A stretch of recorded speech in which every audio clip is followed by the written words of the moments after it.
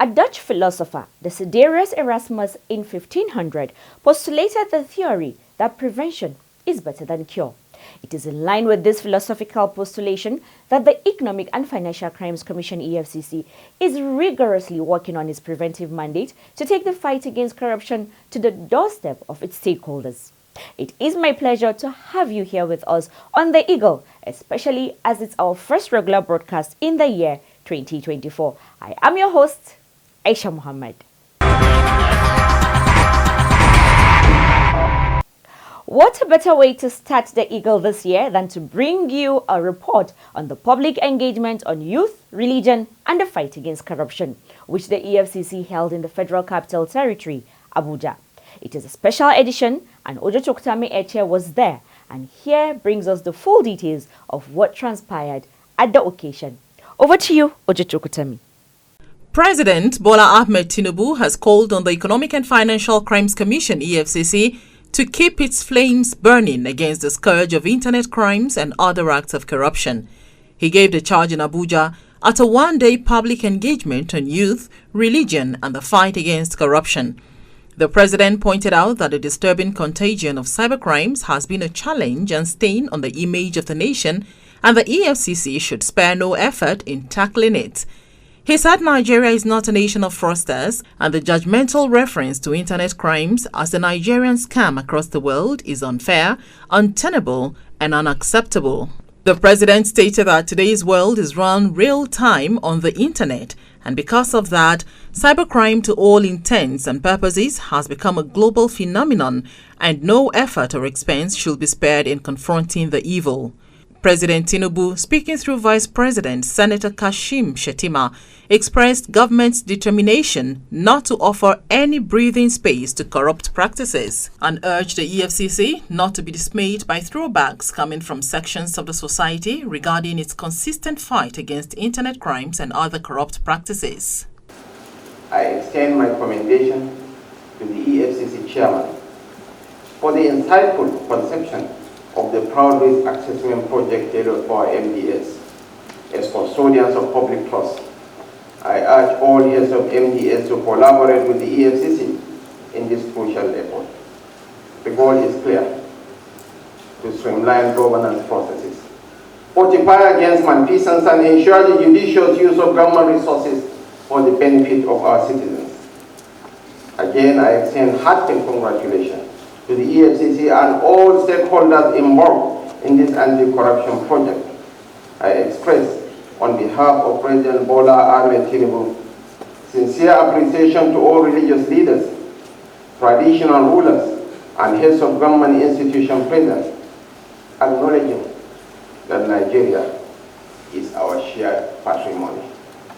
EFCC's chairman Ola Olukoyede, in his opening remark, took a retrospective look at the efforts and profile of the Commission over the years in tackling corruption and noted that though much ground had been covered by the EFCC in the areas of convictions and recoveries, the unabating trend of corrupt practices across the country called for serious concerns.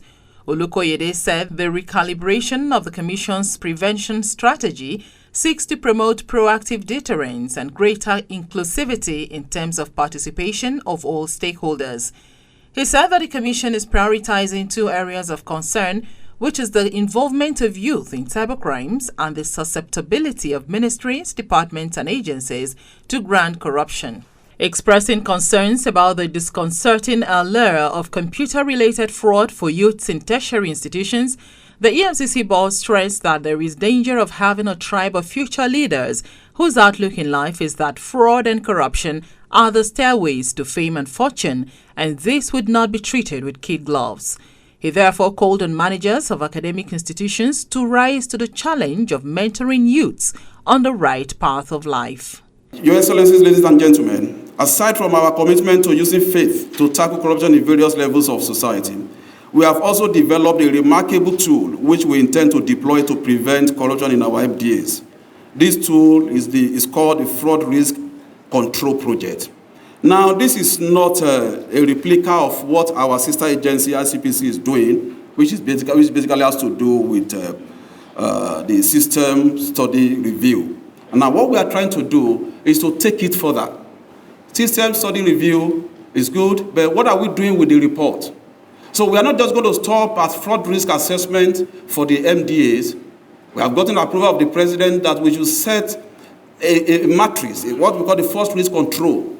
So when we set the template, once you go below the threshold, we will not allow the money to be stolen. We will come in and begin to investigate. It costs less to prevent than to recover. That is the essence of the fraud risk assessment project we are going to embark on. Now, which is also being unveiled today. The EFCC's boss also used the occasion to launch the Fraud Risk Assessment Project for ministries, departments and agencies, MDAs. He said the Fraud Risk Assessment Project is to assist government agencies to address systematic vulnerabilities of the personnel, international and environmental levels, and take preemptive measures. He assured that the project will save the nation billions in stolen wealth, time and resources spent in investigating grand corruption cases. He commended President Tinubu for his unflinching support to the fight against corruption in Nigeria, maintaining that with the political will of the administration, a golden opportunity to rewrite the story of Nigeria's quest for improved transparency and accountability in public affairs would be achievable. The EFCC's engagement drew notable political, religious and traditional leaders, with many of them offering sterling proposals to address the problem of corruption. In his remarks, Attorney General of the Federation and Minister of Justice Lateef Fagbemi SAN urged the EFCC to intensify its preventive methods, for it is cheaper and easier to prevent crimes.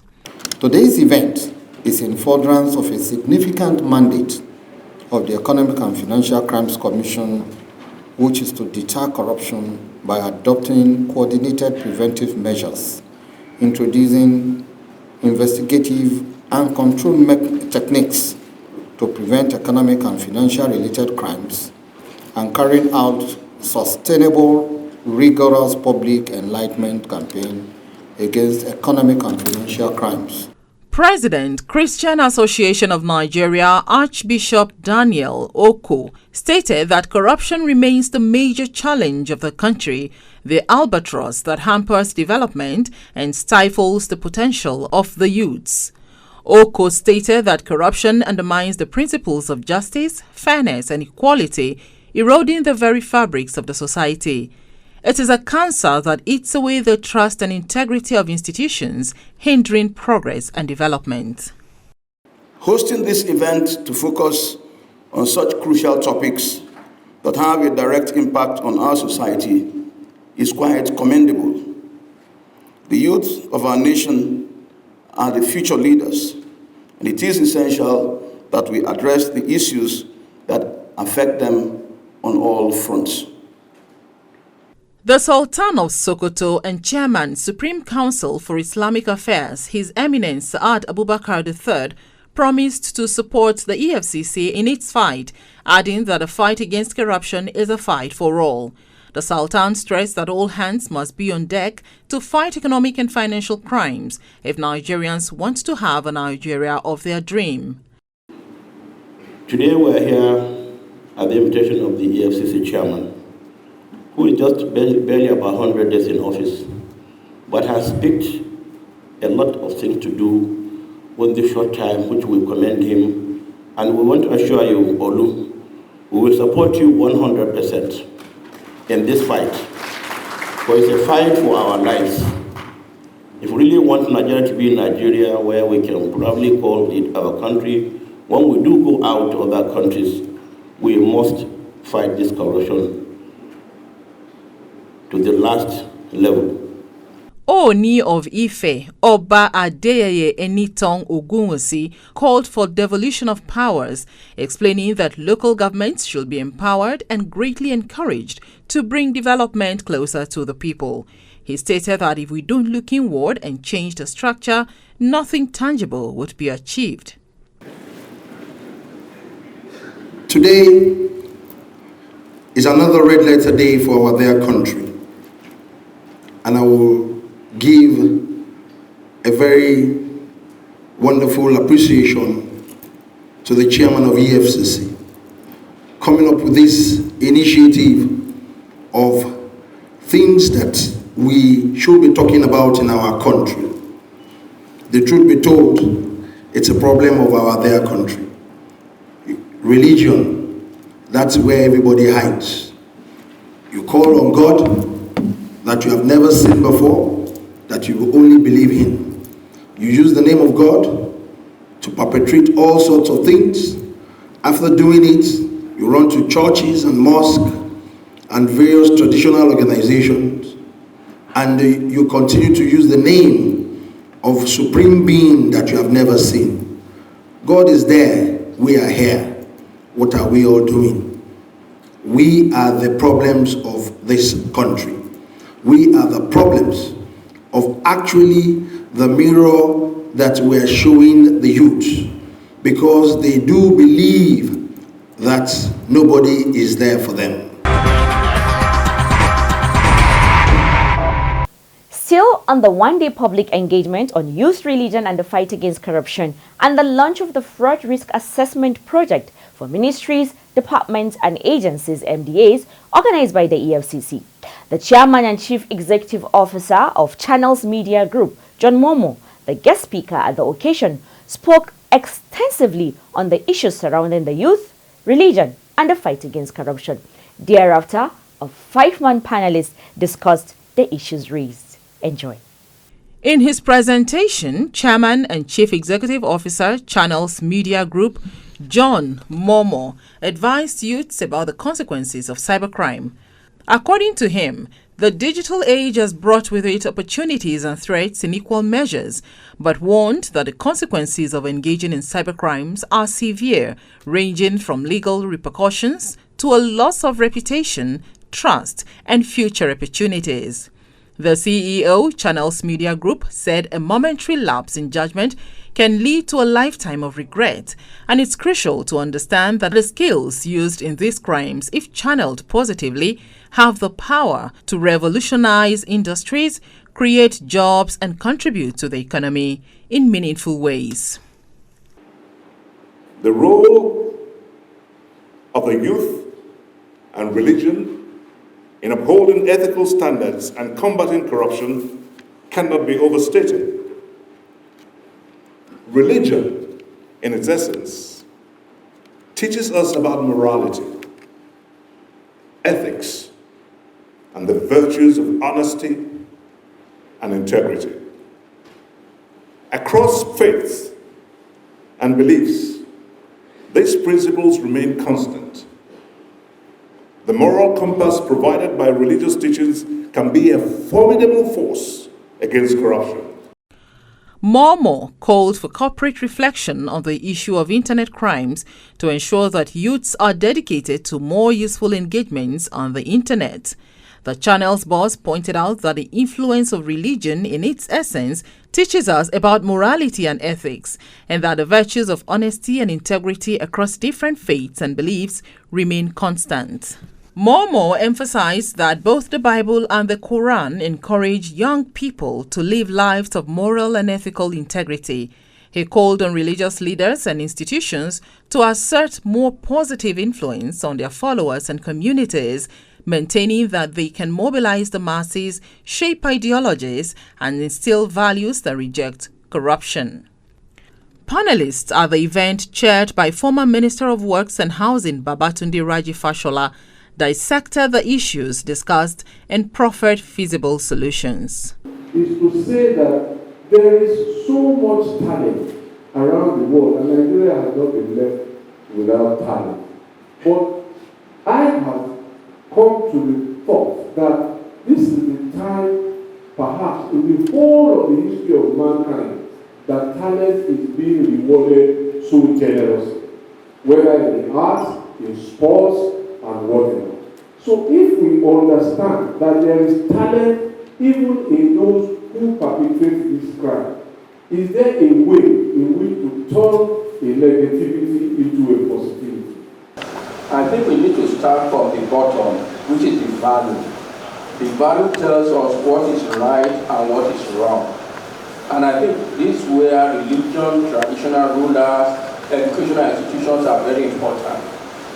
Because these three institutions are value creators, they are also the ones that uphold values. Some of the values are transmitted as law. Very often, or ideally, law should reflect value, but there are times when, in fact, law may contradict value. So once we have a strong value, it becomes the basis for what is right and what is wrong in society. The dream, I think, as young people, they have learned it growing up.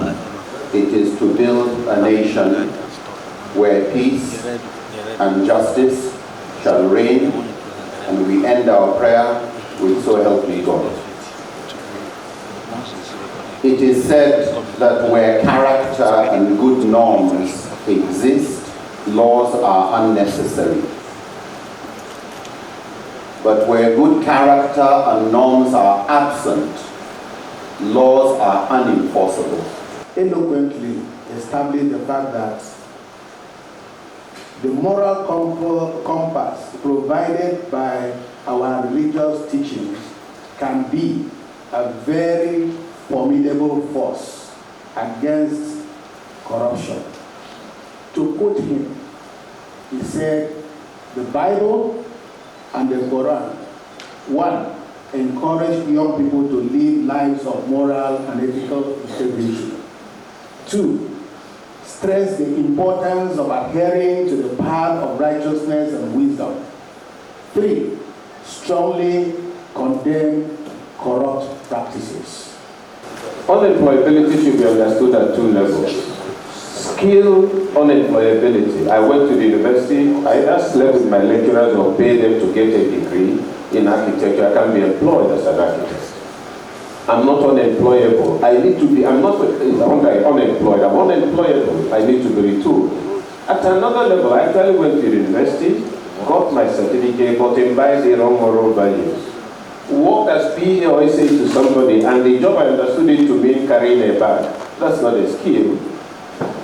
And looking for an opportunity to be appointed the head of parastatal, so I have SUV and security. Fine. I am morally unemployable because whenever you give me a job, I'm looking for privileges. So there are two categories of unemployable people. The government today says we are running 6334. That means that before somebody is qualified to go into university, it must be at least 17 years. 50% of these students that we are rushing to universities are 15 and 14, which means their parents are corrupt. And they have started to introduce these children to corruption from that age.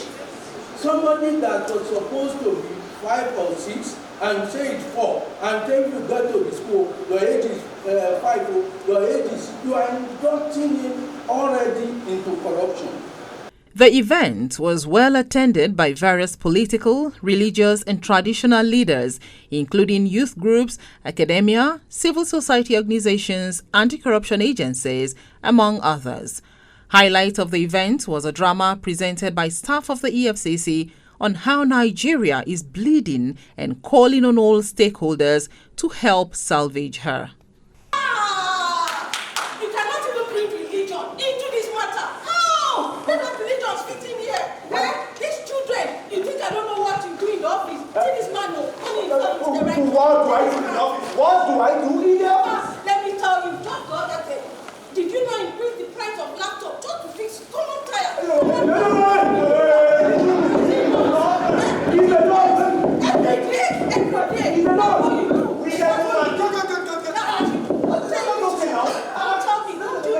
I agree with you. What do we do in this matter? In this matter, these guys we're not teaching them right. I don't want them to. I'm tired. Okay, so what do we do? I don't know. Okay, all right. So what? Don't fight now. So you don't want me to go sleep with him, man?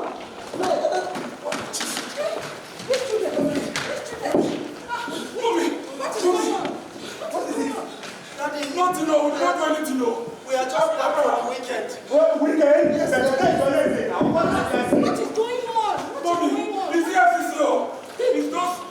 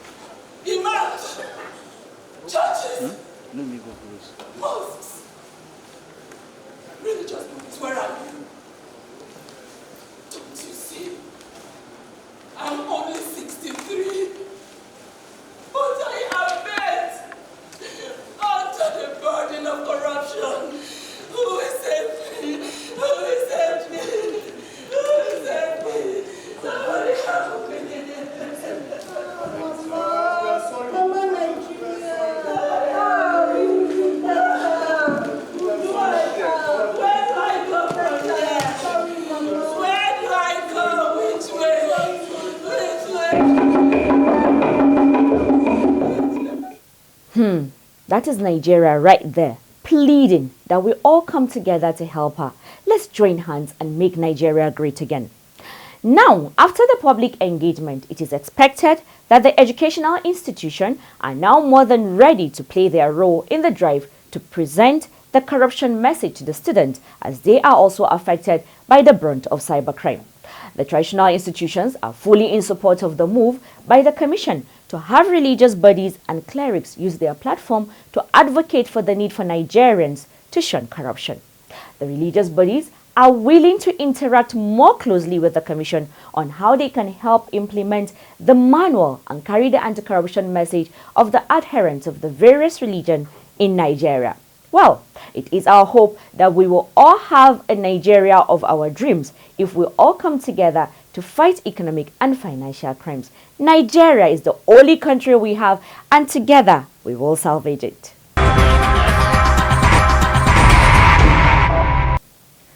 American theatrical producer, director, playwright, and author Hallie Flanagan Davis once said, "The power of radio is not that it speaks to millions, but that it speaks intimately and privately to each one of those millions." The prevention mandate of the EFCC continues to work stronger as the Commission devises more ways of reaching you with its anti-corruption message.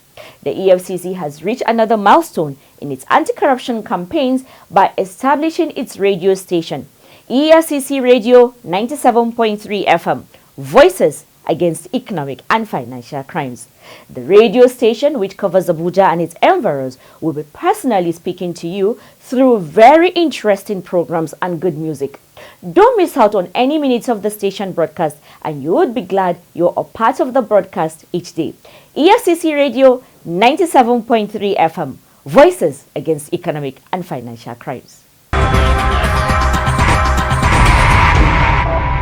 And that's how we draw the curtains on this week's episode of The Eagle. Until we come your way again, let's keep the conversation going by sending an email to info@efcc.gov.ng. You can also call us on 0809-3322644. Don't forget to use the EFCC mobile app, The Eagle Eye, to report any fraud you see happening around you. Just download the app, follow the steps, and report fraud on the go. And you can also take pictures of corrupt practices and upload them. Also remember to join us every Wednesday evening at 6 p.m. on our web-based town hall meeting called EFCC Connect, where we answer your questions and note your observations of the anti-corruption fight in order to serve you better. And also listen to EFCC Radio 97.3 FM. I am Aisha Muhammad, leaving you with this parting words from Henry Ford. He said, and I quote, "Coming together is a beginning. Staying together is progress, and working together is success. For us to have a better Nigeria, we all must come together. Join the EFCC to rid the country of corruption. It's a new year. Let's turn new leaves and be better Nigerians." Goodbye. God bless Nigeria. Please do stay safe, be kind to yourself and to others around you, and do enjoy the rest of the week.